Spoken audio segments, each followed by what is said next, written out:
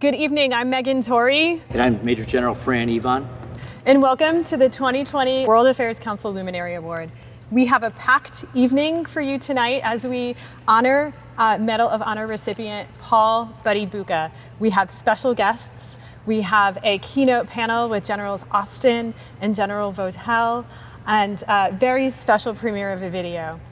As we get kicked off tonight, I want to throw it over to the President of the World Affairs Council Board of Directors, Simon Sohn.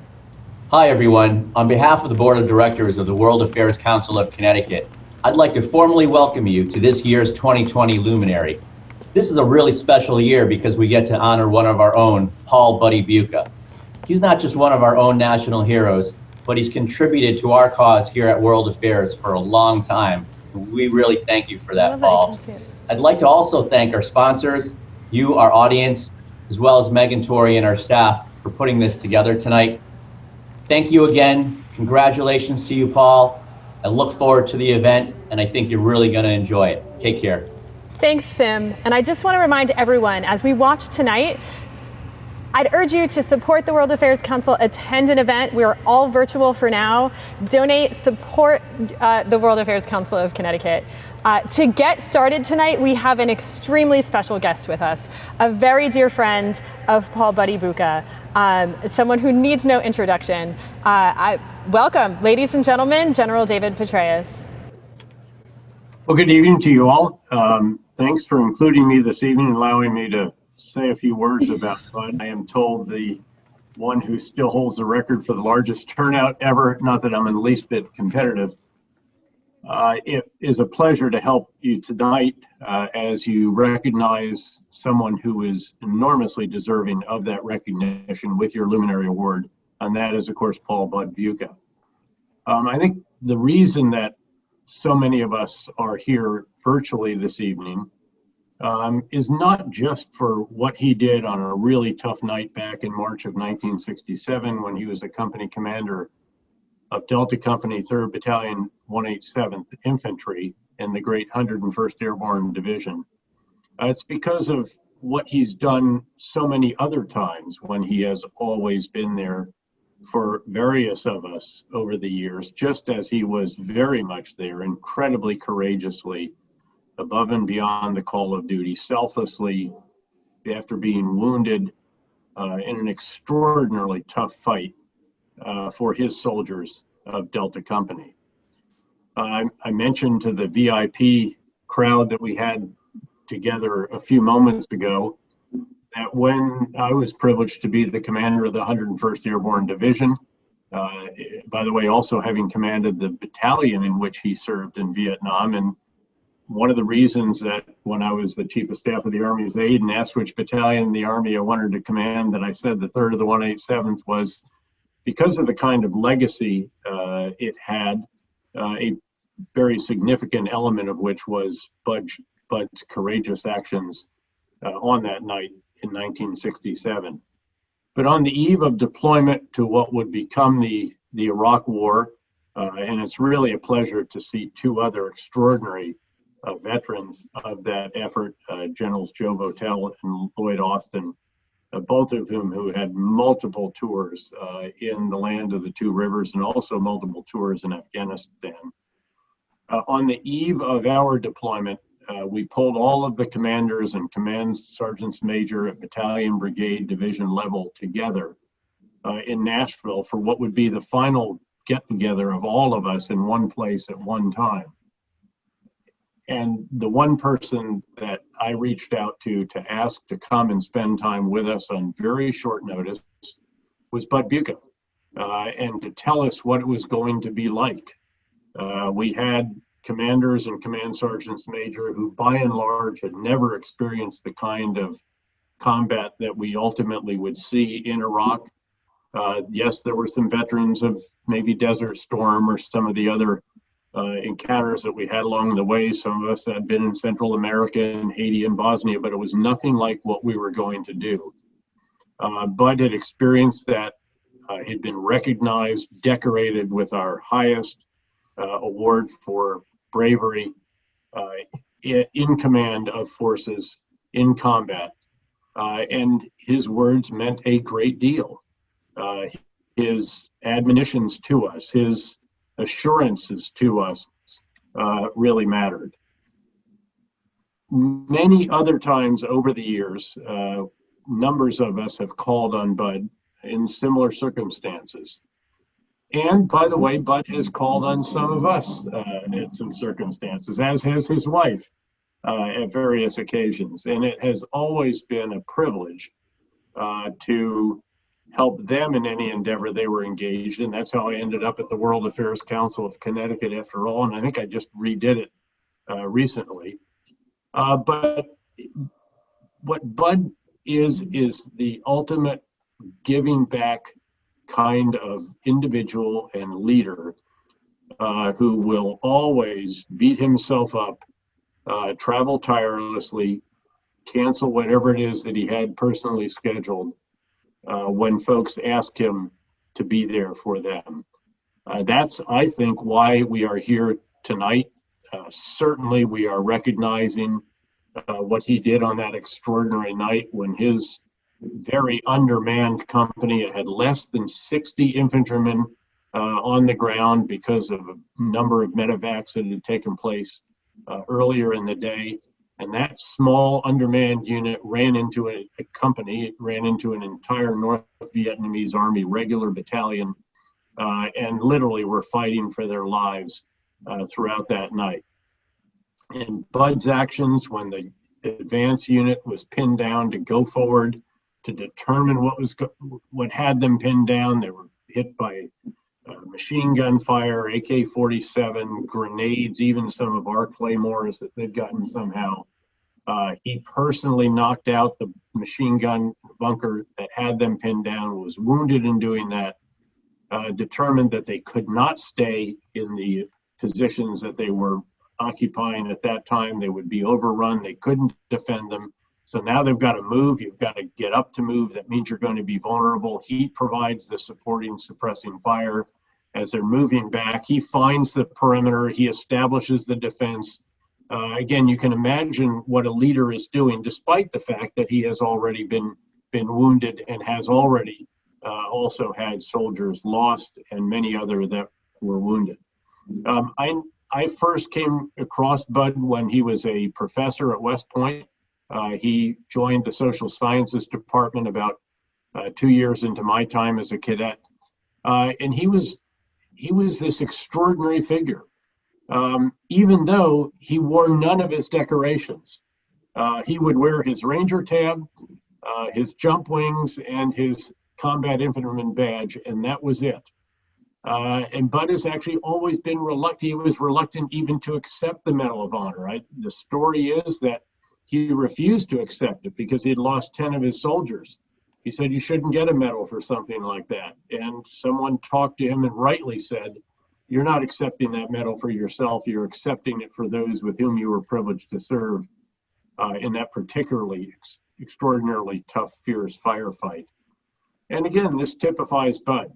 But from that moment on, watching him, admiring him, eventually calling on him, working with him, I can tell you that one of the privileges of my life has been the relationship that has developed between us over the years. And so with that, I want to just note again, the reason we're all here is because he has always been there ever since that night for his soldiers and for all of the rest of us over the years. And Bud, it is a huge honor and a privilege to be able to be part of this as we recognize you as the luminary of the World Affairs Council of Connecticut this evening. Thanks very much. Airborne, Air Assault, Rangers lead the way. Thank you, General Petraeus. On behalf of the 5,000 men and women of the Connecticut National Guard, welcome. And it's truly an honor to host this evening's event here at the William A. O'Neill Armory in Hartford, Connecticut. And it's equally an honor that we have a great partner, and we've collaborated for what is now, I believe, our third or fourth year with the World Affairs Council of Connecticut. And it's been a great relationship that we have with them, between them and us, the Connecticut National Guard. As you heard from General Petraeus, and I don't think Paul, Buddy, Bucha likes hearing this word, but he is a true American hero. He distinguished himself as a leader on the battlefield.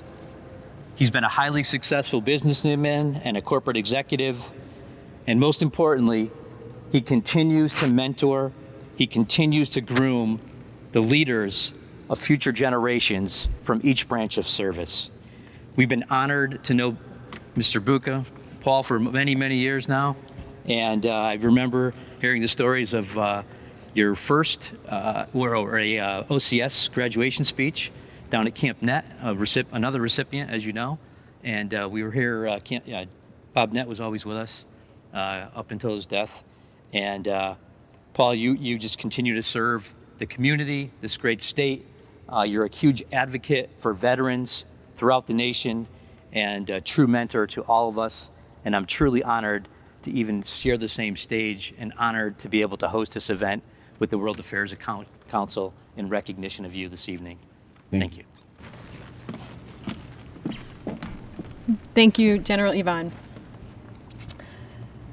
This is a very proud and humbling moment for me to be able to set up the Luminary Award and award Paul Buddy Bucha with the 2020 Luminary Award. Since the moment that Peter G. Kelly introduced Paul Bucha to the World Affairs Council, nothing has been the same. We were doing a program on the war in Iraq at the height of the war in Iraq at Central Connecticut State University. And Paul showed up, one of the rare occasions where he wore his medal, and spoke to the crowd about supporting our veterans and what they need when they come home. Needless to say, as many of Paul's speeches go, the entire crowd was on their feet. Paul has instilled in the council the critical importance of the civil-military relationship. He has changed and inspired and supported the work of the World Affairs Council. He has urged us to engage with our military leaders and get them connected with our community. He understands that there needs to be this connection in order to build a more peaceful world. He understands that by doing so, we're supporting all of those who selflessly serve. And he has given the World Affairs Council of Connecticut access to some of the world's most thoughtful leaders. And tonight is no exception. In fact, this week that we are having, the Global Security Forum, is no exception. It is because of Paul that we now have this annual conference. But it is so much more than access to people, speakers, and information. It is him as a person, as an inspirational figure, someone who will work tirelessly for your cause. It is his leadership and courage and character that speak the most about him. He will always be there for you. He will stand up for what is right and just in the world. And most of all, no matter what, he will always stand up for veterans, especially those who have suffered from traumatic brain injury and from post-traumatic stress. In these hard times that we're living in, Paul is the kind of leader that we need. As we went through this process of the Luminary Award and all of its announcements, I began to get calls from Vietnam veterans, some that would call me late at night and thank me and the council for honoring Paul. They wanted me to know that how much Paul meant to them, to thank Paul for making sure that from now on, our veterans were treated with the respect that they deserve. It's his understanding of the future generations and their importance when he engages with students, not only at his many speeches at West Point, but here at the World Affairs Council. He always encourages them to do something greater than themselves. It's because of the person that Paul is that Charles Paskey, one of your National Guard troops from Stamford, Connecticut, reads Paul's Medal of Honor citation to his 6 and 8-year-old children because he wants them to understand what courage, character, and leadership look like. It's a privilege to know you, Paul, and it's a humbling honor for me to call you our 2020 Luminary recipient. Ladies and gentlemen, the premiere of Courage, Character, and Leadership, a tribute to Paul W. Bucha. War has no power to transform. In the end, war's power is that it reveals. And in people like Bud and other people who, in their moment of truth, had their true character revealed by that horrific experience of warfare. To survive the kind of combat from which individuals are selected for the Medal of Honor is rare in its own right. It's an even smaller number that are alive to tell about it. And whether the recipients like it or not, they have then been anointed in a way, or certainly singled out as extraordinary heroes. What we see in the individuals who have received the Medal of Honor is that in their moment of truth, the very essence of who they are, the most profound composition of their character, was on full display. What defines Bud really, it's two words, it's selfless service. When I was a cadet at West Point, he became a role model for many of us. He was an inspirational figure. He provided a wonderful example. In West Point, while he was there, he recognized the importance of the kind of leadership that incorporates the value of the troops that you are leading. He looks at young people, he looks at students, he looks at people who are desiring to learn as individuals he really loves to support and help in their development. Paul has become a voice for the veterans that never felt as though they had one. And it's so important because being a veteran is not just somebody that wore the uniform. It's somebody that cared enough about this nation to stand up, and whether they volunteered or whether they were asked to go or told to go, they went. I was there in Vietnam basically the same time Paul was there, except I was with the Marines. And the tragedy of the experience was not as much in Vietnam as much as coming home. Many of the veterans that came back from the war in Vietnam had a very hard time. Many of them weren't accepted back into society, suffered great trauma that, at the time wasn't necessarily recognized. Paul could have, like so many other Vietnam veterans, could have turned his back and said, I'm done, and wouldn't do it, because he didn't want to see that happen to today's veterans. To have an advocate, someone who is their voice in Paul, meant everything to them. Paul has educated me about the plight of the military family, that behind every soldier or veteran is a family who also makes sacrifices and bears burdens that the average American will never understand, will never know. Having left our precious United States Army, he became a leader both in civil society but also in corporate America. So he's really unique in that regard, and he represents the best of both of those qualities. When you meet Bud Bucha, what you see is a man who's humble, who cares deeply, and is interested in getting to the bottom of the issue, whatever that is. When you speak to him, he's a man who's on a mission. He's going to do the right thing no matter what, and he's going to pursue it no matter what cost. We are in really tough times, obviously, with a continued health crisis, a pandemic, and the resulting economic collapse. It's people like Paul that pull you through, that give you inspiration. He brings us a sense that we can get through this, and we can get through this together. That no one of us is strong enough to make it without all of us working together.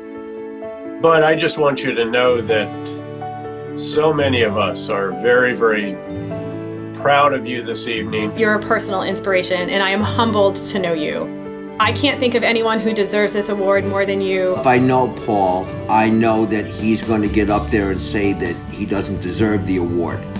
But you know what? You do, Paul. You do deserve the award.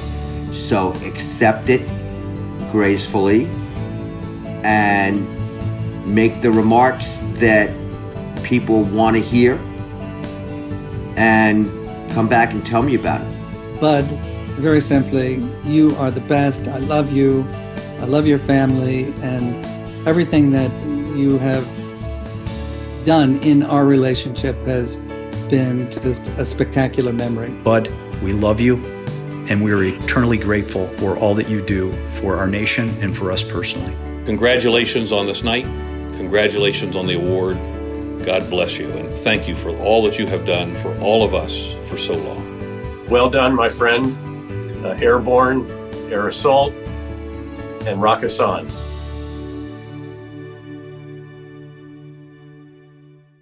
Paul, congratulations on the 2020 Luminary Award. Congratulations. Thank you. This is spectacular. On behalf of the veterans that I know, and they want me to take off the mask. I would put that mask on because I think it's very important if we're going to do something in this day and time, and we're going to do it the right way. The easiest thing we could possibly be doing is wearing a mask. And I thought by chance, just this small enlargement of audience, I ought to be wearing this mask. Because when I go home, my wife makes sure I'm wearing it. So please, everyone, when you can, wear the mask. Make everybody that you know wear the mask. Plead with those people that you're acquainted with to please wear the mask. Then we'll get this thing over with. Thank you very much on that. And the last thing I'd like to say is that I hear a word leadership used a lot. This particular forum is one in which we have focused on the question of leadership. This moment that we're in, we hear all about leadership. Leadership, leadership. Tell the truth in leadership. It's not that easy, because the foundation of all leadership is honor. And no switch on any wall will allow honor to grow. It takes nothing but hard efforts. Integrity comes in time. Once you have integrity, that gives rise to the element of trust.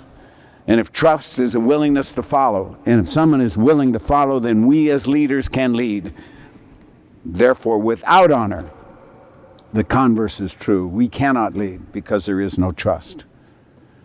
In addition to that, you have to be competent, you have to be confident, you have to have compassion, and you have to have humility. Because every leader in the military who wears that uniform has young men and women under his command or her command for which and for whom he is responsible.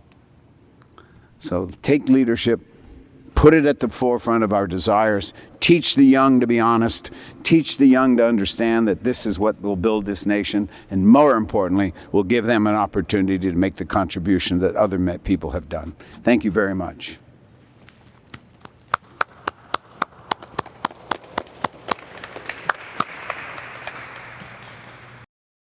That was fantastic. It was such an honor to be able to give you the Luminary Award. We are going to start the keynote presentation. It is such an honor to be able to welcome General Lloyd Austin and General Joseph Votel with us this evening. I think it's the evening of CENTCOM commanders. Gentlemen, welcome. We're going to have a great discussion on principled leadership, inspired leadership, and America's role in the world. Is America still leading? If you have any questions, Paul, please feel free to jump in. Okay. So, General Votel, I know that you wanted to start with this question because it's very important to you, and in the spirit of Paul and his inspirational leadership, and how we inspire the next generation of our global leaders, our military leaders. What advice would you give to yourself as a young leader starting your career all over? What would you say to Lieutenant Votel? And I'll ask the same of you, General Austin. What would you say to Lieutenant Austin?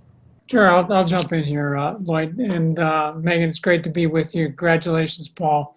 And really honored to join Lloyd here on this panel.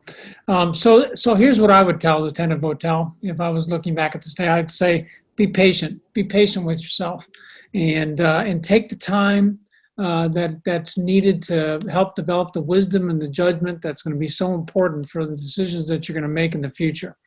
And focus on being the best at the job that you're in don't worry about what's coming next about this. Life has a way of working out and delivering you to your next places. And I know, being a young lieutenant in the Army back in 1980, there was a real desire to move quickly and get to the next position. But I would encourage Lieutenant Votel to be patient, learn all you can, do the very best where you are, and life has a way of moving you to the next level.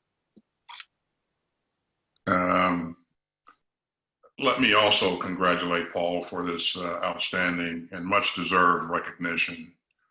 It's an honor to occupy the same virtual space with both Paul and Joe. It's always good to be in the company of accomplished men and great soldiers. I guess if I were talking to Lloyd Austin today, I'd hold up a picture of Buddy Bucha and say, "Be like this guy." This is an example of excellence and professionalism. Do everything you can to be like him. As leaders, we should always push ourselves to be better tomorrow than we were today. And we should maintain a strong focus on the fundamentals. Stay true to your values. You heard Buddy talk a little bit about that earlier. I think you should always strive to be a leader of character and take care of the people that you're charged with leading, which is the advice I got from my very first platoon sergeant. And taking care of them means treating them with respect and being out in front and leading them. I also think you should commit yourself to being a lifelong learner. You should never, never stop learning. And that includes learning from your mistakes and learning from the mistakes of others.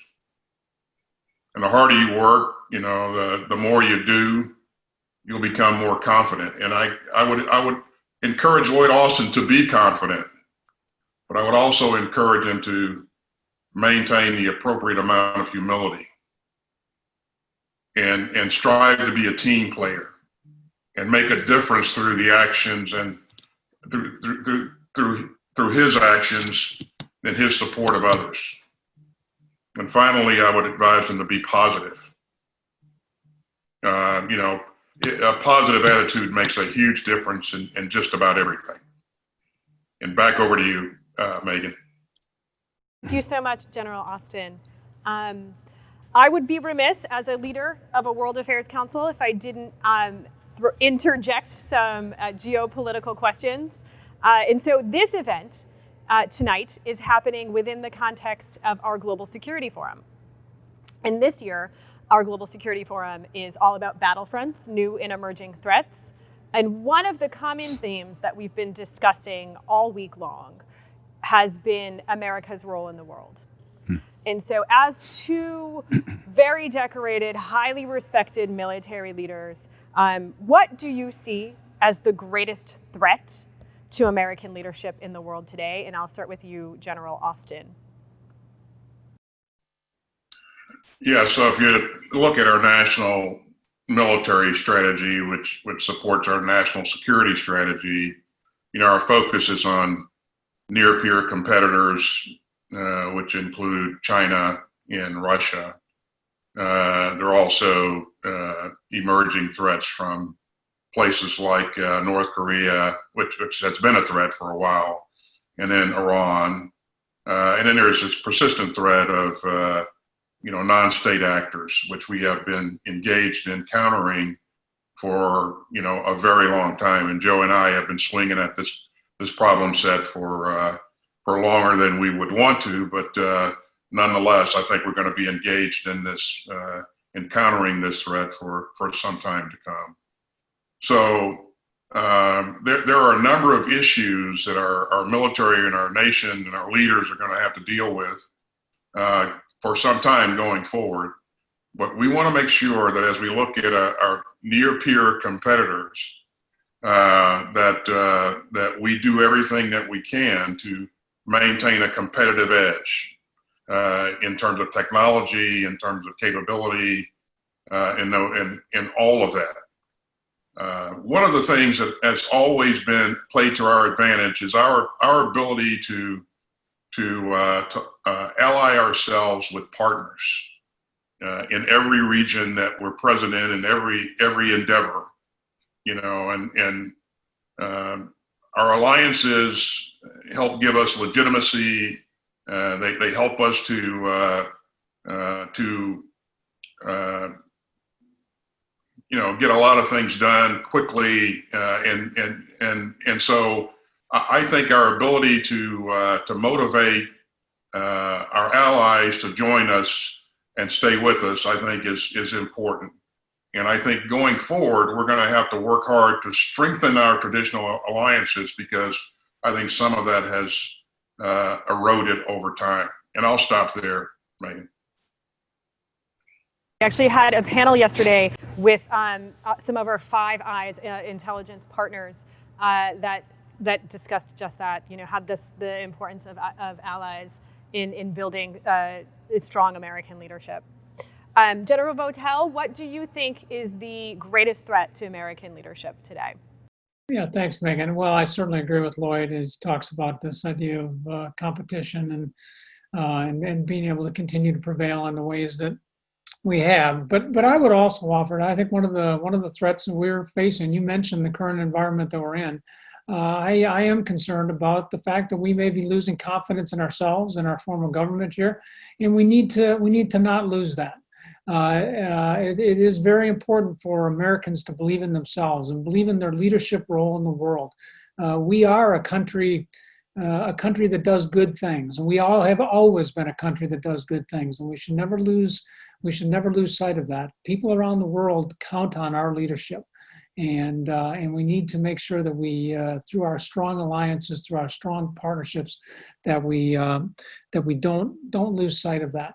One of the most important classes that I took at West Point, and it's not taught anymore, I think it's actually been amalgamated into the curriculum. There was a course called American Institutions, and I took it when I was a senior, and I didn't think much about it. I was a C+ student, so I didn't have a whole lot of electives or options there. I was just trying to get through the curriculum there, and but I took this course. And it really interested me. It was taught by the deputy head of the Department of Law, who was an inspiring officer in and of himself. But what he did is he took us through, an understanding of our own government, how we worked as a people, how we worked as a nation, and you got a great perspective of the different institutions that make our country great and that we have relied on. And I didn't think much about it because I went out and was an infantryman after that and really focused on doing the things that infantrymen were supposed to be doing. But as I became a more senior officer, as I became a more senior commander, I reflected back on that course a lot and how we work together and how our institutions in our country come together to really, in this pursuit of a more perfect union. And I think this is a really important thing. We have to have confidence in ourselves. We have to have confidence in our systems, and we have to have confidence in our role that we play in the world. People need America. The idea of America is an important one, and we should never lose sight of that. And I am concerned that is a little bit under attack these days, and we have to pay attention to it. I want to turn that around a little bit because we know that we are in extraordinary times. It's a very difficult time for the world, but often those times are times of great opportunity as well. Times to make big change, transformational change. So General Austin and General Votel, I'm going to ask you, what do you think is the greatest opportunity we have now for American leadership? Well, I think, certainly, as we kind of, from a war-fighting perspective, as we look ahead, there will be things that need to be done to increase our capability across all domains.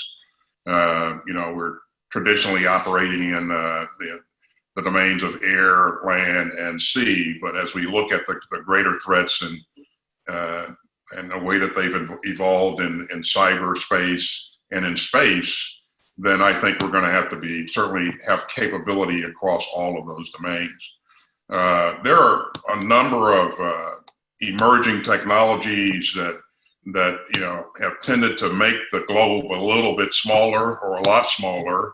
we're able to see and share and ally ourselves with a number of elements that and peoples that in ways that we haven't been able to in the past. So I think there's always opportunity to extend our influence to help people and to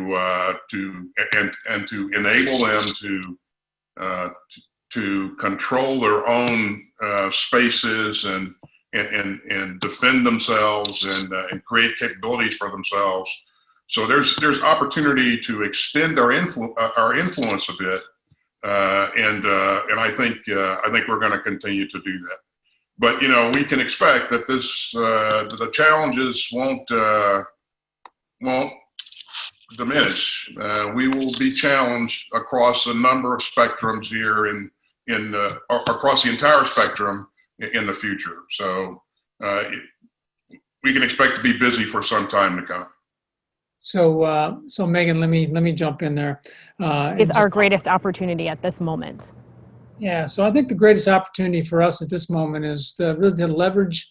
I think it's the greatest. It's the great things that America's always had at its disposal. It's our people, it's our ability to harness technology, and it's our ability to exercise our initiative. And we got great young people out there. I'll tell you, what makes me hopeful about our future is our young people. My time in service, I tried never to miss an opportunity to talk to one of our great young men and women out there who came from across our country and try to understand why they came in and what motivated them and where they wanted to go. And so this is our greatest resource. It is our people. But we are also a country that has the ability to do great things and to develop great things. And we're on the cusp of a very important emerging technological age here with artificial intelligence and machine learning and 5G communications. And the ability to harness that, I think, is going to be a significant challenge, but it's also a great opportunity for us. And it's imperative that we do, for all the reasons that we've already talked about. We talked a little bit about the big competition out here. It's important for us to be first in that, and to help set the norms and the values and the standards by which those technologies are being used, not just in our country but around the world. And then the opportunity we have here is to leverage the initiative of our people.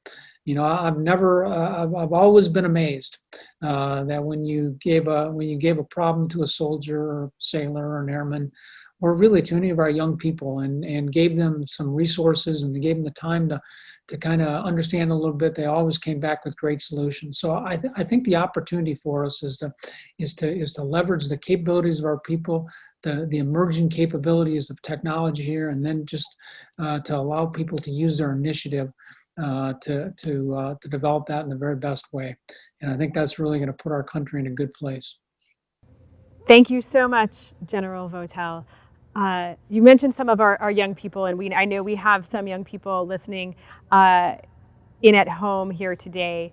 And I also want to take a moment to encourage the audience to use the Q&A function on your screen. It will be starting audience questions in just a moment. We do have a question from one of our younger Model UN students, and I'm going to ask Paul to jump in here too and just answer briefly. But it's about what inspired your military service and what inspired you to stay in your military service. Paul, can I start with you? What inspired you to join the military?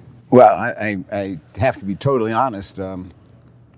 I was going to Yale or Indiana on a swimming scholarship, and my father said, as we were driving back from Yale, where I had already accepted my college and everything, that my dad said, "Would you like to see West Point?"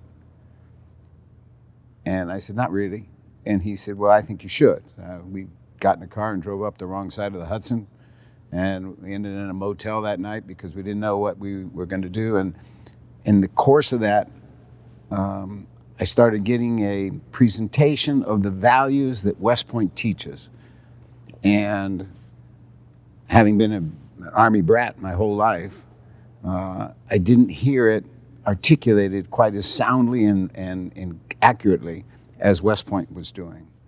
I got back to my high school, and my athletic director said, "You will be a better person if you go to West Point for one day than if you were to not go." And he said, I'd like you to consider that. And he said, go up to West Point tomorrow and tell them you're going to come back. So I did. And the sales pitch was, you will be here, and in the month of July, can go back to, you'll be brought into the Corps of Cadets, and then you can go back to St. Louis, where I was. And December 6th, we were swimming Yale. And I looked in the mirror and I said to him, oh my God, I forgot to tell him I'm not coming. And that was it. I fell in love with one aspect of West Point that you'll never leave behind, and that is the fact that it is a society unto itself where honor is supreme. And the opportunity to lead is real. And I'm going to ask if I can do this, but I need to give attention to somebody. We keep talking about the excellence of the young people. My unit was comprised, about 80% of the people were from the stockades of the 82nd and the 101st Airborne. They were prisoners, and they were given the chance. If you want to go back to Vietnam with Captain Bucha, we'll let you out, and otherwise you can go back to jail. Much to my surprise, 6 or 7 of them said they preferred to go back to jail than go to Vietnam with me. But the interesting thing was those people were rejected by everyone. That's why they were available to come into my unit. They were rejected because they were just not good. That unit stuck together and became, much to our surprise, one of the most highly decorated units of company size during the entire history of the Vietnam War. These losers became winners. And that's why I like what General Votel was saying, and General Austin, the same thing. These young people we can believe in. They're looking for an opportunity to succeed. Sometimes we look at them and we say, oh, they're just no good. We didn't know this Delta Company 3rd of the 187th was no good. We didn't know it was good, but we found out it was the best of the best. And I think it's important that we realize that's what we as leaders are given the opportunity to do. Lead the best of the best, because that's what America is. So thank you. Thank you, Paul. General Austin, what inspired your military service? I guess I always knew that I would serve in the military, Megan. As a child, that's something that I kind of took for granted that I would do if I qualified, if I had the opportunity. I grew up in the rural South, and military service was just something that you did. Most of the males in my family served in the military. My father was a corporal in World War II, and so talking to him about what he did and his experiences, that was a great influence. I also had an uncle who was one of the first African-American Green Berets. He'd come home from training or, one or two of the rotations from Vietnam, wearing his Green Beret and jump boots and jump wings. And just listening to him and watching him, he was a great influence. I really wanted to be like him. I got an opportunity to go to West Point and took advantage of it. But I got to tell you that I had no intention on making the Army a career. My plan was to complete my my service requirement and get out and go to law school and go make a lot of money. But once I got into the Army, and once I started working with the troops and the great non-commissioned officers and leading them and learning from them, I absolutely loved it. I loved being a part of something that was important. I loved being a part of a winning team. I loved making a difference. And so, one thing led to the next. And 41 plus years later, I took the uniform off. And I got to say that I don't regret one day. Some days were better than others, but it was a great opportunity to learn a lot and work with some great people. I'll stop there.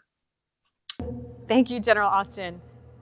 General Votel, can you tell us what inspired your military service? Yeah, sure. It's been interesting listening to Paul and Lloyd's stories there. So I grew up in the Midwest here, right where I'm coming from today, St. Paul, Minnesota. And while the males in my family had served in the World War II and Korea and had a lot of experience, we didn't have a significant long-term career military tradition in my family. But my oldest brother lived out in Baltimore, Maryland when I was 10 years old. And we went out to visit him in the turbulent year of 1968. And one of the things that he did is he took my dad and my mom and I out to the Naval Academy. And I know it seems odd for a West Point graduate to be inspired by the Naval Academy, but it happened. And I went there and I thought, what is this? This is different. I haven't seen this before. And I began to like the idea of that. And as I returned as a young 10-year-old boy, I always kept thinking about the service academy. And when it came time, I applied, and somebody talked to me in the same way they did to Paul and said, "Well, why don't you apply to West Point?" And I did, and I got into West Point. I didn't get into Annapolis, so it was a pretty good backup plan, I think. And I literally showed up at West Point on the 7th of July, 1976, having never seen West Point at all. And I can remember dropping my bag up in Mikey Stadium after I got off the bus and instantly wondering, what the hell did I get myself into here? I was a long way from St. Paul, Minnesota at that time, but I got sucked into it. And the next thing you know, it was shared misery with the people in my class, and I just began to love what I'm doing. And like Lloyd, I had not intended to make a career of this. I intended to do my time and then return to whatever was next for me. But I was inspired by the nobility of service to the nation. I was inspired by the people that I was around. I was inspired by what this meant to our country. And of course, I joined the Army as a lieutenant in 1980, and this was at a time when we were building up the military, and it was coming out of the Vietnam experience, and it was a great thing for me, and I just loved being around it. I loved the people that I was serving. I had great NCOs and great officers who just always set a great example for me, and lo and behold, I just stayed with it. Thank you so much, General Votel. I'm going to switch to a few audience questions, and we have a live question. So I want to invite Jessica Ramsey to join us. Please, we have Airman First Class Jessica Ramsey, Military Justice Paralegal from Minot Air Force Basic, North Dakota. So Jess, are you here? Yes, ma'am. I'm right here, Megan. So I feel incredibly privileged to be a part of a conference, or participate in one at least, with so many of these incredible leaders who have led our country. Thank you to all for your service, and I feel very privileged to be serving in the same armed forces as you are. So my question pertains to inspiring the next generation of military leaders. I would like to ask how the military foresees recruiting and retention policy, and how we can change that policy to keep up with our manning demands. So particularly when the laws of some states, such as with marijuana usage, or on a federal level, how women can stay in the military, how we can adjust policies so that they're able to keep up with family demands and wishes such as that, and how can we keep that up in the military? Thank you, Jess. I'll ask General Votel to take that one first, and then General Austin to follow up. So great question, Jess, and thanks for your service. I'm just down the road from here in St. Paul. Glad to see somebody from the Midwest here. I think it's a really good question. I think one of the important things to remember is that the military has always been a reflection, and one of the great things that I love about the military, and I think many do, is that the military is a reflection of our society.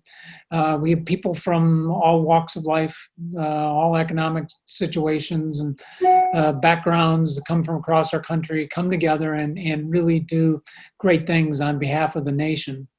And in many ways, the military has led the whole nation, and just in terms of things like integration and whether it comes to LGBT, opening things up to females and setting a good example for equality. It wasn't easy along the way, and it was, there were difficult decisions and certainly difficult experiences for those as they went through that. But the military has always been an institution that reflects society, and I think going forward to your question is that we have to embrace that. I think that's a strength of the military, that people can come from all different kinds of backgrounds. You heard Paul's inspiring story about the soldiers that were in his company who, were labeled as losers, but yet they were really winners. And what they needed great leadership.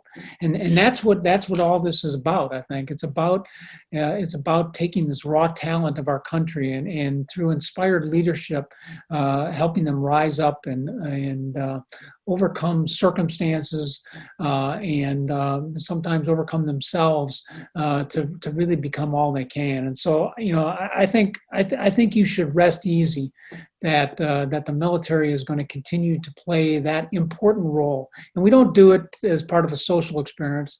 We do it because we recognize that diversity makes us better. And that when we're inclusive, when we draw the best out of everybody, that's good for the military. It's good for the nation. And I would just suggest to you that I think we just have to always inculcate that. And it comes down to leadership and embracing that idea. And I feel good about where the military has been in this and where I think they're going to continue to go. Thank you, General Votel. General Austin, do you want to take a stab at Jess's question? Sure. Hey, by the way, Jess, is it snowing up there yet? Sir, it is not, but it is snowing in a couple of weeks, we have heard. It's great that we got great warriors like yourself up there. We're doing tremendous work. And again, I joined General Votel in thanking you for your service. Obviously, Jess, what we have to do, you can never get comfortable on this issue because if you become comfortable, then you become complacent, and then you begin to lose your edge in terms of the quality of force that you're able to maintain. So the issue is, number one, you have to recruit, the best quality of soldiers, sailor, airman, and Marine that we can possibly recruit. And then you have to retain them once you bring them on board. In order to recruit them, I think you have to be mindful of the fact that we continuously change the way that we communicate. And so, the way that we were providing information to young people back in my day is absolutely not the way that we would provide information to your generation. And we have to, we have to provide the right information so that what opportunities are available to you. And so we found that we have to continuously update our efforts there, and we have to get the word out to young folks like yourself who are very, very talented, who want opportunities. And the second thing that we got to do once we have you on board is we've got to retain you. We've got to do the right things in terms of management of the force to retain all the soldiers and airmen and sailors like yourself. And that includes taking, a harder look at what we're doing, to support women, to accommodate families and that sort of stuff.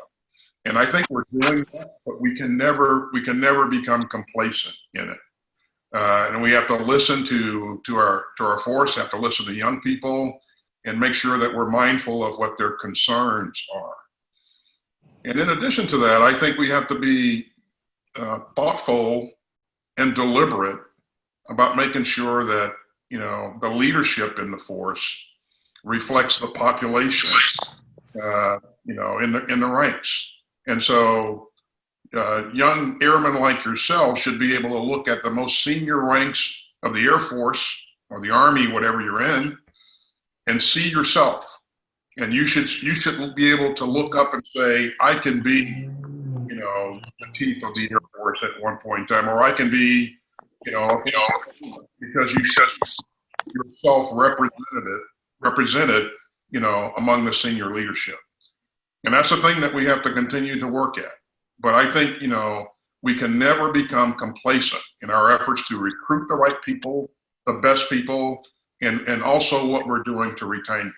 And back over to you, Megan. Thank you, General Austin. We have one more live question from one of the young student leaders of our Model United Nations program. We have Anmal Chowdhury joining us. Anmal, are you with us? Yes, I'm here. Anmal, what question do you have for Generals Votel and Austin? Yeah, so today it's been truly like an honor to listen to all of your part of the discussion here today. So my question is, what is the greatest challenge you have faced in your career, and how did you overcome it? And what lesson did you take away that you would share with students who are interested in public policy and want to pursue a career in this in the future and want to be leaders in our society? Thank you. Without question, the most difficult thing that I've ever done as a leader is to make the decisions to commit soldiers, sailors, and airmen and Marines into combat. Every one of those decisions is a deliberate decision. And in a lot of cases, Joe and I have worked together on some of these decisions. I think that in all cases, we made the very best decisions that we could possibly make, but none of them have ever been easy. Excuse me. So to prepare yourself for that, I think you have to work hard. You have to know your craft. You have to stay focused on your values, and you have to make decisions in accordance with those values. But to answer your question, in short, the most challenging thing that I've ever done is to commit troops into combat. And I took every one of those decisions very, very seriously. Over to you, Joe. Thanks, Lloyd. Amal, that's a really, really great question, and I absolutely agree with what General Austin said here. That is the most solemn decision that anybody can make here when you are making decisions where people's lives are in the balance, and you have to do that very, very, very, very carefully, deliberately, and with great forethought. I would share one other aspect for you that I think is really important, and that is challenges for you. And it's how do you deal with failure? How do you deal with setbacks? How do you deal with situations when things don't go as you had hoped or you had planned, and that despite a lot of efforts, it just doesn't work out? I would share with you one of the most inspiring, and we've heard about inspiring leadership tonight with Paul certainly, and with Lloyd and General Petraeus. These two gentlemen were my commanders. I've watched them. I learned from them, and they were inspiring to me. And I was Lloyd's wingman as he built a 79-member coalition, and then developed a campaign plan to defeat ISIS. And I know it was great because I took it over from him and didn't change a thing, just executed it. So, but my point here is that I think one of the real challenges of leadership is how do you deal when things don't go according to plan. And one of the most inspiring situations that I encountered in my life occurred on the evening of August 5th, 2011. And I was a commander. I was in Afghanistan, and we were conducting operations. And one of the organizations working for me was a Navy SEAL organization, and they were conducting raids.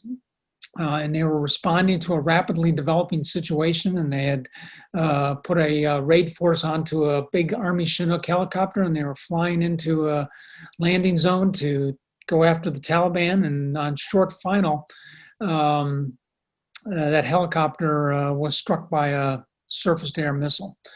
The results were as expected here. The helicopter crashed with a complete loss of life. 37 souls lost. That included 24 SEALs, 6 members of the crew, and 7 of our Afghan partners. The SEAL component of that represented 1/3 of a SEAL squadron. So think about this for a second. 1/3 of an infantry company gone. Just like that. And what I watched after that, and I was a responsible commander, so I was really focused on the recovery and doing all that kind of stuff. But what I watched throughout that experience was the squadron commander, a young Navy commander by the name of Mark Schaefer, and his senior enlisted leader, a Master Chief by the name of Scotty Keltner. And I watched how they dealt with this enormous tragedy that was that befell their organization. I mean, they had to deal with everything. They had to deal with hard news. They had to deal with people that were angry, that were upset. They have to deal with their own personal loss. They had to help heal people. They had to reach out and help families heal as a result of this. They had to continue the mission. They were in Afghanistan, and they had to get back in their saddle and move forward. They had to honor the fall, and they had to rebuild this organization. This was a SEAL troop that was literally decommissioned after this because nobody was left, and they had to rebuild that. And I had the opportunity to watch this leadership team of this naval commander and his master chief basically do this over the course of a year. And it was one of the most magnificent things that I ever saw, and the transformation and what they had to go through in dealing with this horrific situation. And at the other end, to rise out of those ashes and recreate a new organization in its own image here, and see the whole thing from start to finish. And so I think one of the great challenges that it's very, very difficult to prepare for, but it's how you deal with the setbacks and how you move forward out of that. We've heard some inspiring stories this evening. I've just shared one with you, and of course we're all heard the story of Paul Bucha and what he overcome. And I really believe that it is in these moments of great challenge where we are revealed, where leadership really matters. And I think that's the great challenge of leadership. It isn't, everyone's, when things are going well, it's great. It's easy to be a great leader, but it's tough to be a great leader when things aren't going well. And that's when leadership is needed the most. And that's where I think the biggest challenge is. Thank you, General Votel. I want to stay in the region for a second, if that's okay, and sort of take advantage of your experience. We have a question from the audience about what you would possibly change in Iraq or Afghanistan. I want to take that question a little bit further. One of the sessions that was part of the Global Security Forum this week was a session on how we end forever wars. Can you, Generals Austin and Votel, sort of give us your analysis of where we stand today in both Iraq and Afghanistan? Do you see a permanent future for U.S. troop presence in either of those regions? Having spent so much of your time within that region, how do you see the region today? Are you hopeful? Are you discouraged? General Austin, can you take that one first? So, if you start with Afghanistan, I mean, we've been busy in Afghanistan for near 20 years now, and some valiant work done by our soldiers, sailors, airmen, and Marines, and by our State Department counterparts, by our intelligence agencies. We have done a lot of great work. And Afghanistan is a different place than it was when we started our work there. We've increased the life expectancy of people there. We've, improved the plight of women and children, and we've created opportunities for people that didn't exist. And we've worked really hard to stand up or help the government of Afghanistan stand up and be relevant to its people and govern its people. And we've made a lot of progress there, but we're certainly not where we would like to be. But at the end of the day, Afghanistan is not going to be, we're not going to shoot our way out of that war. It's going to have to be settled by some sort of an agreement through negotiation. And the Taliban has to be a part of that. The government of Afghanistan has to be a part of that. I think we're closer to that now than we've been ever. But we'll see if we can actually get there. Our goal is to not stay in Afghanistan forever in large numbers. There are things that we think are important to us that in that country. Of course, we were attacked from by people that planned and coordinated the attack, from that area, and we certainly don't want to see terrorism exported to our homeland from that region again. So we have interests there for the foreseeable future, and probably will need to maintain a footprint there for the foreseeable future, but maybe not in large numbers. But again, I think at the end of the day, this is going to have to be there's going to have to be a negotiated settlement. Pakistan obviously plays a key role in all of this. Our frustrations have been in the past. Taliban have been able to move freely back and forth across the international boundary there, and so it's tough to win a war when the enemy has sanctuary in a neighboring country. With respect to Iraq, a lot of hard work there as well. I think we did, a number of things to increase the capabilities of the Iraqi security forces and to help the government, get stood up and try to do the right things. And so we've been back and forth and up and down. Some bad times and some better times, but certainly we haven't reached the point where we ultimately want to be. And that point is we want Iraq to govern itself. We want its security forces to be able to protect its sovereign spaces. And we want to be partners with Iraq in going forward in the future, as the same as we want to be with Afghanistan. So as I look at it, I do not think that our efforts have been lost or have been wasted. I think we have made progress. But at the end of the day, we don't want to run those countries. We want those countries to govern and protect themselves, and we want to enable them to be able to do that. And I'll stop there and pass it over to Joe. Thanks, Lloyd. So as General Austin said, he gave a pretty good rundown there on where we are with both of those countries, and I would just add that I think one of the important things to recognize here is the limits of military power.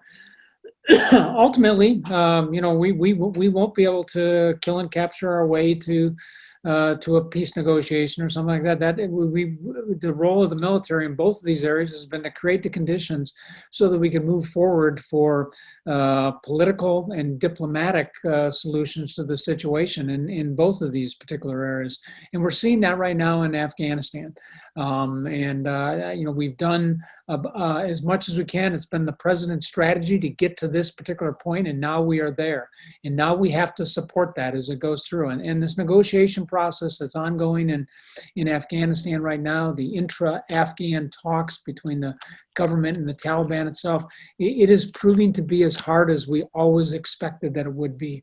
And it's going to take some time, and we need to stick with this. And now's not the time to step away from this. And we're probably going to need to continue to provide some support for the future.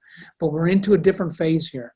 And, part of our job is to be strong, but also part of our job is to be hopeful with this and give the Afghan people the opportunity to see how this can resolve itself, and the power and the capability of the United States and its allied partners there are really important to this process. So, we're at a critical point. I know we always say that in Afghanistan, but we really are right now with these inter-Afghan talks. And in Iraq, this is a country that matters to us, frankly. It sits at a nexus in the region between Iran and the Levant, at the head of the Arabian Gulf. So it's a critical geostrategic location for us, and having a good influence there and being seen by the Iraqi government and the Iraqi people as good and reliable partners is important for us. And I think that's the way we're getting into it. And I do know there's been discussion of reducing troops, and we probably can reduce the troops. We'll probably need to keep some on there to continue to support our partners, and we should. It's an important area for us. But as General Austin pointed out, in both of these areas we have national interests, and in order to preserve our national interests, we have to make the decision to commit resources to it, and that includes sometimes military resources to help preserve it. But it also includes diplomatic resources. It also includes informational resources. It also includes economic resources. We have to figure out what the right mix of those things are to preserve the interests that we have in both of these areas. Thank you so much. I know we're running out of time. I'm going to ask you two last questions. So let's start with this one. Recently, there's been a lot of civilian-military tension, sort of this post-Lafayette Square world that we're living in. Does this concern you about regarding the future of our U.S. military, our ability to recruit, our ability to work within communities, our ability to be a leader on the world stage? What do you think? What are your thoughts? General Votel, I'll start with you. Sure. So I think this is an important topic to reflect on. The United States military, by any poll that you look at, is the most highly regarded institution in the country. That may not have always been the case, but it has been for a number of years now. And there's a reason for that, I think. And I think part of the reason is because the military reflects our communities and reflects our country. They look into the military and they see themselves. Communities and states across our nation have great National Guards that come to the aid of their citizens and help them and do great things for them. And of course, we've seen now, almost 20 years of great support for the military as we've executed our overseas operations. So we are a great and respected institution, and I think part of the reason is because the American citizens appreciate that. But another reason why it's a great institution is because it is apolitical. And what I mean by that is that we don't take sides. We are as loyal. Our loyalty goes back to the Constitution, and we aren't concerned with which party is in power at any particular time. Our job is to serve the nation, regardless of that, and that's where our loyalty goes back to the Constitution. So when we begin to see instances where the military is potentially being politicized, that I think is of some concern. And we need to recognize that the role of the military is a very sacred one in our democracy, and we don't want to have a military that is feared or is not respected by its people. And so if we begin to see things that erode that, we need to make sure that we are mindful of that, and we are addressing those particular issues and remaining in the apolitical nature that has served us so well. Yeah, so I absolutely agree with what Joe said. We have the greatest police forces on the planet, in every one of our states and territories. And they should always be the first line of defense in promoting law and order and providing support to various issues. There are times when the National Guard and even the active components can and maybe should be committed to support an effort. But I think we have to be very, very careful, very judicious about employing those forces. The Guard has different authorities than the active component. I think the Secretary of Defense was very deliberate about his thoughts in terms of when the active component should be employed and when the military should be employed, period, as he spoke publicly about that.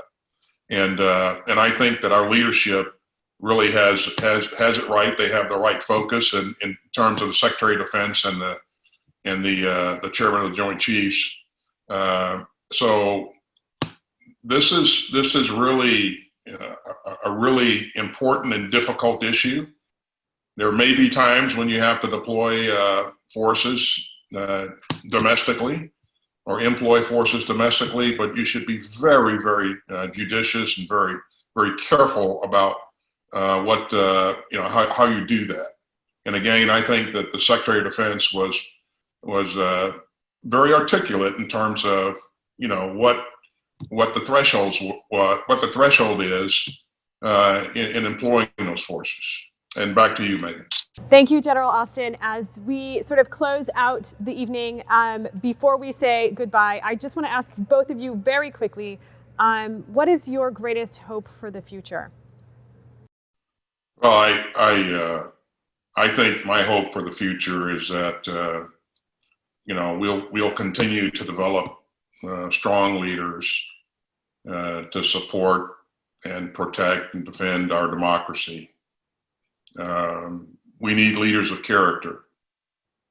And I think this issue of character is really, really important. I think it was Norman Schwarzkopf who said once that leadership is a potent combination of strategy and character. But if you have to be without one, be without the strategy. And so character is just that important. Our focus is now, and it should be going forward, to develop leaders of character. And those leaders ought to be rooted in values. And our job as senior leaders and former senior leaders is to help to shape and enable and empower our aspiring leaders to be those leaders of character. They'll need that character. They'll have to depend on that as they make tough decisions. And some of those decisions could involve the lives of the folks that they're in charge of. They're charged with leading. So we need for leaders that can make tough decisions in moments of great adversity. And I truly believe that we'll continue to get those leaders. As I look at the youth today, it's absolutely inspired by the quality of young people that I see coming along. If you just think about what they have experienced in their short lives, pandemics, economic crisis, having to learn using distance learning techniques, and then we've been at war every day of their lives, ever since they were born. But they remain optimistic. They still volunteer to serve their country. They still believe in this country. And I think that my hope is that we will continue to enable and empower and shape these young people to be even greater leaders than the ones that we've seen in the past. And I'm confident, just based upon the potential I continue to see each and every day, that we can and that we will do that. Let me pick up there, and I share Lloyd's hope here that my greatest hope is for the youth of our country, the young people that are growing up right now. And what I would share with all of you is this: is a little bit of advice here. And first and foremost, trust your instincts. You would not be rising into the positions that you're doing. You wouldn't be going to great schools. You wouldn't be serving well in the military or in your civilian capacity if you didn't have great instincts. So trust yourself. Learn to trust yourself. As Lloyd just pointed out, you have a set of experiences that none of us had growing up. And while it hasn't always been positive, it has helped build wisdom and experience and judgment in your own mind. So trust your own instincts. Secondly, use whatever position you're in for good, whether it's in the military, whether it's in the civilian sector, whatever it is. Be a leader at whatever you do and use your position to help make things better for those that work for you and for their families. Don't miss that opportunity. And you have to have an attitude that if you don't do it, no one's going to do it. And so use your position, whatever it might be, for good. Third, take care of yourself and your families. You're in it for the long haul here. Don't lose sight of that. And I'm here to tell you from my own personal experience, it's very easy to do that. At the end of the day, it's going to come down to you and your family. And you should never lose sight of that. And you should never lose sight of the fact that the people that work for you, that work around you, are looking for an example on how to balance this. How do you balance the competing values of serving your country with the competing values of trying to be a good family man or woman, and to be good contributors in your own community, and all of us who have had an opportunity to be in leadership positions, and those of you that will, have an obligation to help set a good example for those that are looking for it and are looking to us for that example. And the final thing I would just tell you is be a happy leader. This idea of being positive, I think, is an important one. And I think anyone who is in the position of leadership has the obligation of making the experience of whatever you're going through, whether it's serving in the military, whether it's serving in government, whether it's in business here, of making the experience both a positive and a rewarding one for those that are going through it with you.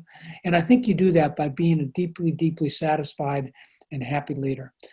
So Megan, that's where my hope is, and I really wish the very best to all of the young people out there in our audience tonight. We're counting on all of you to help keep this American experiment moving forward. General Votel, General Austin, thank you so much for joining us tonight for this inspirational discussion with a little mix of geopolitics in the spirit of Paul Bucha and his extraordinary leadership. We thank you all for joining us tonight. Congratulations again, Paul. You continue to inspire and to continue to lead. General Austin and Votel, thank you again. General Evon, thank you so much for all that you do, for the partnership with the World Affairs Council, for hosting us tonight.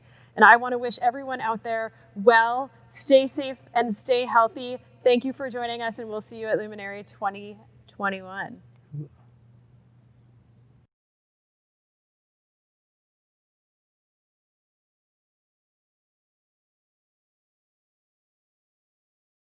Buddy, Luke Kinetic here. Congratulations. You deserve this award for 1,000 reasons or more, but I just want to talk about two.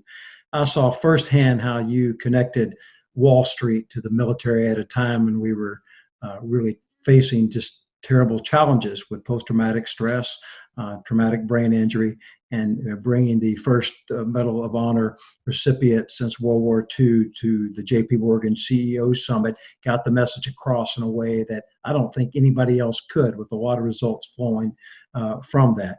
And then your personal example in talking about post-traumatic stress and allowing really senior military leaders and others to be able to have the maneuver room to make things happen and acknowledge it as a real thing that needed to be taken on. I just want to say I had an opportunity, my first meeting several years ago with Buddy Bucha in Danbury when he was a guest speaker at our Memorial Day ceremony.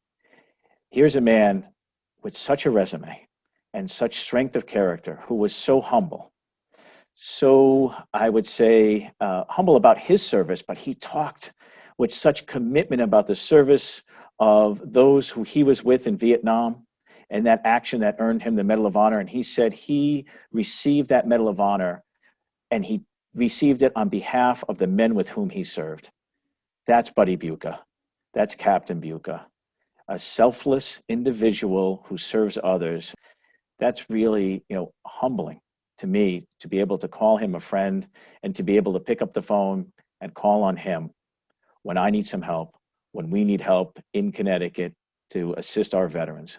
Buddy Bucha is always there.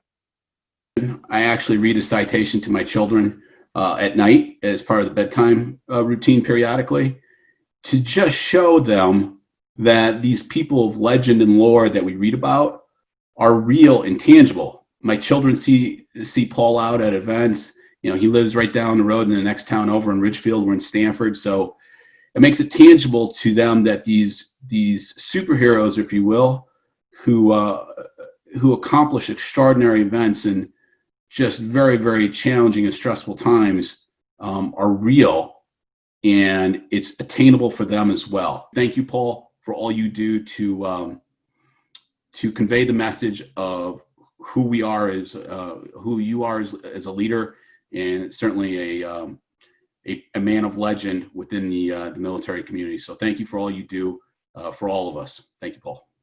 The times that we live in are unprecedented. The anxieties that people feel, whether it's the pandemic, the lockdown, the great uncertainty of the age. But I would say that what Bud would tell us, and there's one great saying that Bud has, and that is that time is our most precious resource. The other thing that I think Bud lives this. I so much that he exemplifies, so similar to President Roosevelt. President Roosevelt, and I think this is what Bud's life motto is: do what you can, where you are, with what you have. And I think if there's one thing that sums up what Bud Bucha has always done, is to live by those words.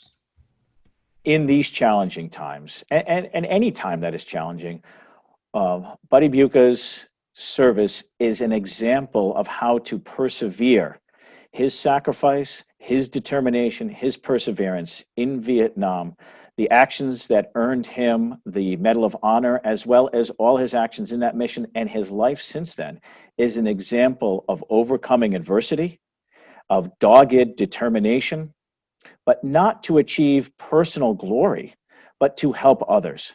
And if we keep our eye on that ball, the mission of helping and serving others, as Paul Buddy Bucha has laid out for us in a lifetime of service, and we do so with the professionalism and civility that Buddy embodies in his past military life and his current life in serving others, I think we will all do better in service to country, in service to community, and in service to our fellow human beings. I would contend that Bud has probably been through as difficult a moment for himself and difficult trials as anyone we could imagine. And so one of the things that, knowing him, one of the things that he brings to all of us during this moment, he brings us a sense that we can get through this, and we can get through this together. That no one of us is strong enough to make it without all of us working together. And in this moment when we've talked about this, we've been distributed all across the landscape by virtue of the realities of this disease, the COVID-19 virus. Being in close personal social contact has become difficult. And so we really do need inspirational leaders to get us through this moment. And either by being fully conscious of and understanding Bud's military background, or having watched him in civil society and in the private sector, where he's continued to demonstrate enormous qualities of leadership, he is that inspiration we need right now, because this is a difficult moment. So in many ways, this is a human crisis, as well as a public health crisis, as well as an economic crisis. And to get us through the human dimension of this crisis, we really need leaders. And that's Bud Bucha. What leaders impart during really tough times, and we are in really tough times, obviously, with a continued health crisis, a pandemic. At times like this, in the really darkest of moments, leaders impart fortitude, determination, will, energy, example, hope. All of this is what comes from those, again, who step forward in difficult times. But obviously step forward in an extraordinarily difficult time as a company commander in a very hard night in Vietnam. He's done it on a number of other occasions, and I'm sure that he will continue to do that as long as he is able to do so. That's what makes him an impressive individual. That's what made him the leader that he was on the most difficult night his company ever had in Vietnam, and when they needed that kind of leadership most. And that's what we look to individuals like Bud to provide in tough times like this.